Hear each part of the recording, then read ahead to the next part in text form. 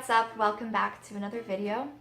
My name is Savvy, and today I wanted to respond to one of our viewers' questions about why some people who have been eating a plant-based diet for however long, maybe a few months or maybe even many years, basically why some people feel better when they start to include some animal products back into their diet.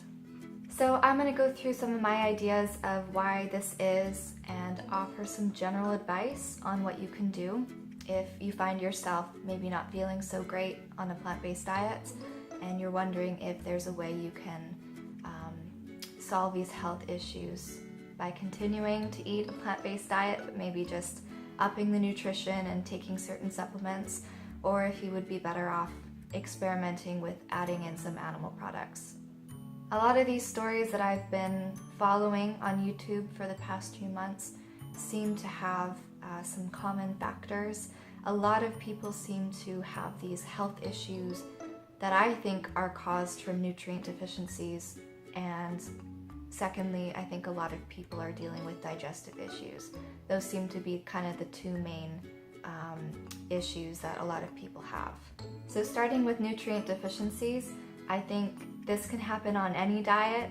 You know, not a lot of people know a ton of info on nutrients and how much they need and what foods you can get it from.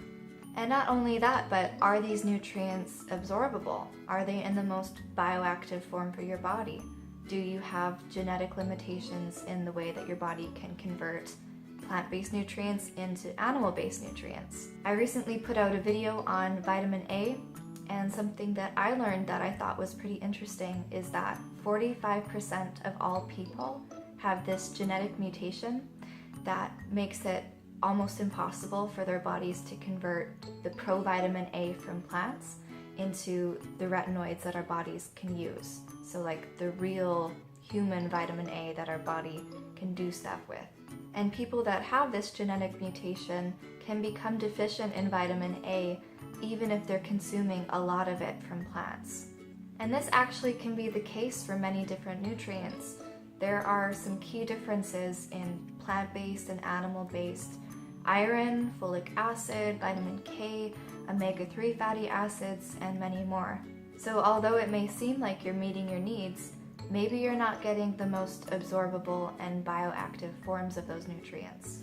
And this can present itself in so many different ways.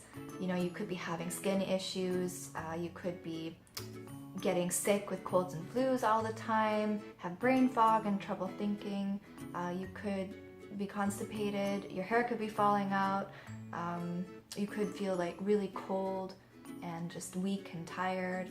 You know, just there's endless ways that nutrient deficiencies pop up in symptoms. And they're not necessarily caused by a vegan diet per se, they're caused by nutrient deficiencies. You know, you're not getting enough of what your body needs to maintain its structures, to feel energized, and just to, you know, be a human body.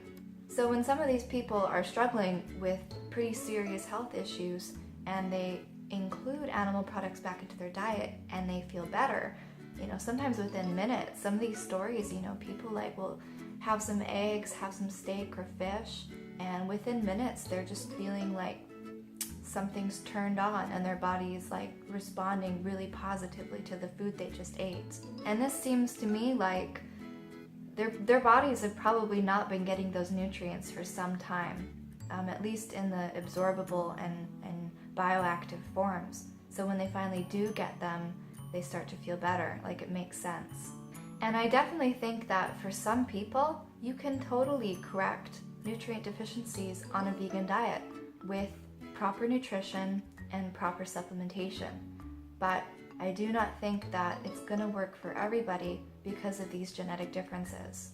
So if you've been eating really nutrient-rich plant foods and taking the right supplements and maybe even using a program like Chronometer to track your nutrition, if you've been doing that for a couple months and you're still feeling pretty crappy, then you know you may want to consider bringing in some nutrient-rich animal-based foods, because you know, despite our best intentions, sometimes our body has its own plan of what it wants from us, to stay healthy. And, your responsibility first and foremost is just taking note of what your body is telling you, and, don't keep doing something that's not working for you.